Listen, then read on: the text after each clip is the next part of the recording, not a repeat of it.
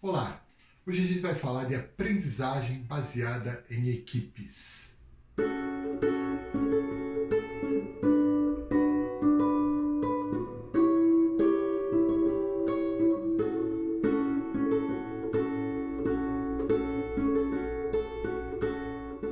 A aprendizagem baseada em equipe usa três conceitos numa única atividade. Primeiro, o conceito de sala de aula invertida. Segundo, o conceito de testes conceituais e o terceiro é o conceito de aprendizagem por pares. O conceito de aula invertida, que a gente já abordou aqui no canal, é simplesmente você dar atividades para que o aluno estude antes da aula e no momento da aula você fazer atividades um pouco mais práticas, um pouco mais mão na massa. Então, a abordagem teórica é feita antes da aula. A gente já abordou esse assunto aqui no canal.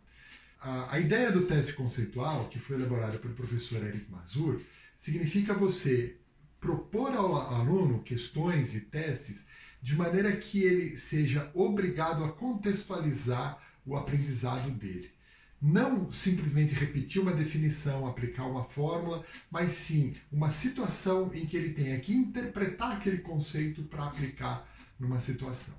E a terceira etapa, que é a instrução por pares, que também é proposta pelo professor Mazur, que coloca que a linguagem de aprendizagem, quando os pares estão conversando, ou seja, quando os alunos estão conversando entre si, muitas vezes é mais efetiva do que quando o professor está explicando. Pelo fato da linguagem ser mais próxima, do aprendizado ser mais recente e o aluno estar ainda no processo de aprendizagem, a instrução, a discussão entre os colegas pode ser muito mais efetiva. E como é que ela acontece? Bom, em primeiro lugar, o professor propõe antes da aula que os alunos estudem.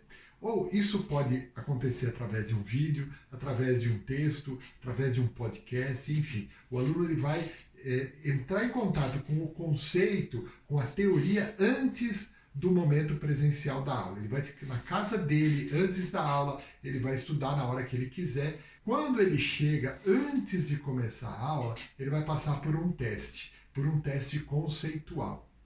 E esse teste, no primeiro momento, ele é individual, ou seja, cada aluno vai responder aquele teste, e são testes mesmo de múltipla escolha que vão cobrar conceitos e não simplesmente se ele decorou o número da página, ou uma definição, ou uma frase. E sim, se ele consegue transportar aquilo para uma situação real.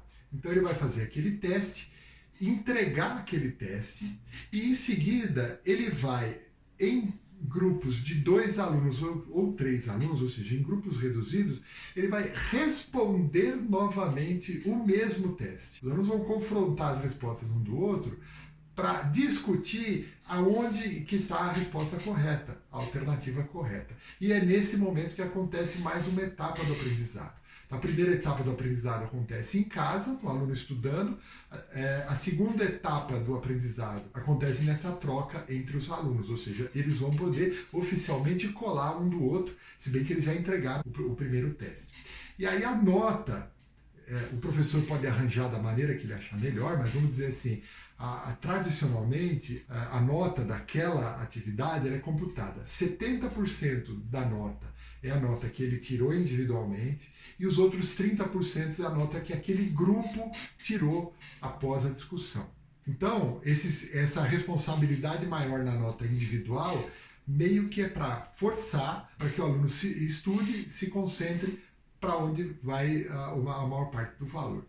Uma coisa que tem sido notada é que o desempenho coletivo sempre é maior e a aprendizagem sempre é mais efetiva quando existe essa troca. Muitos cursos, principalmente na área de saúde, usam muito essa técnica. É uma técnica que tem se provado muito efetiva e razoavelmente simples. O professor dá uma aula invertida, ou seja, o aluno estuda o tópico antes, ele responde um teste que pode durar 20 minutos, durante 20 minutos ele responde esse teste, entrega o teste, e aí o professor faz pequenos grupos e o aluno refaz o mesmo teste e entrega de novo, e aí o professor compõe a nota daquela aula, daquela célula. Ok?